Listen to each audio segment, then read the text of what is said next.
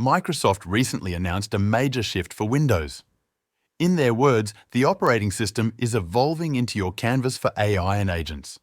They're pushing three big ideas: bringing AI directly into your workflow, making Microsoft 365 Copilot smarter on Windows, and powering new Copilot PCs with stronger AI-focused hardware.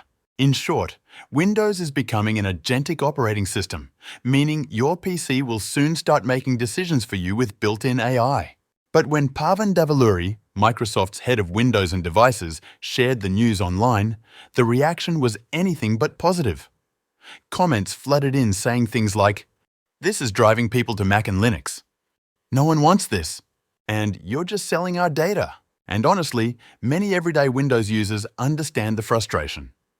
Over the years, Windows has become filled with things nobody asked for: forced upgrades, ads in the interface, required online accounts, OneDrive pop-ups, and now an aggressive push into AI. It feels less like a system you own and more like a platform Microsoft controls. Yet, despite the backlash, Microsoft is thriving. The company is worth nearly $4 trillion, heading toward $5 trillion. So, from a business perspective, their strategy is clearly working, even if customers are unhappy. To understand how Windows got here, we need to look at how Microsoft changed.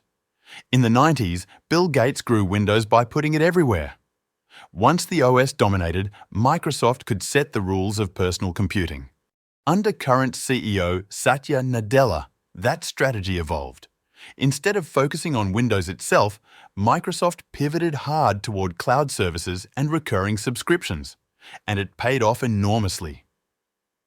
In 2025, the company made $252 billion, with more than half coming from cloud products like Azure and Office 365. Here's the key point. Home users don't make Microsoft much money. Enterprises do. And enterprises are locked into Windows for compatibility, support, and legacy systems. So Windows became a gateway to Microsoft's online ecosystem, not a polished standalone product. This is why we've seen decisions that frustrate consumers. Ads in the start menu and search, mandatory Microsoft accounts, pushy OneDrive prompts, slower performance from background syncing, and updates that interrupt work whether you like it or not. Meanwhile, Microsoft has injected AI into nearly everything: Word, Excel, Outlook, Paint, and Copilot. Some features are helpful, but many feel half-baked. Microsoft even warned users not to rely on Copilot for accurate results in Excel, a spreadsheet program. Then came the biggest controversy: TPM 2.0, the hardware requirement that blocked millions of perfectly good PCs from upgrading to Windows 11. Microsoft framed it as a security measure, but it also ties each device's unique ID to a Microsoft account, strengthening its ecosystem lock-in. And finally, there was Windows Recall, an AI tool that records snapshots of your screen every few seconds so you can search your past. Security researchers quickly found flaws, including unencrypted storage that malware could easily read. The backlash was enormous, and Microsoft delayed the release before reworking it. Add all this together, and many users no longer feel in control of their computers. Instead, they feel like they're being nudged, tracked, and monetized.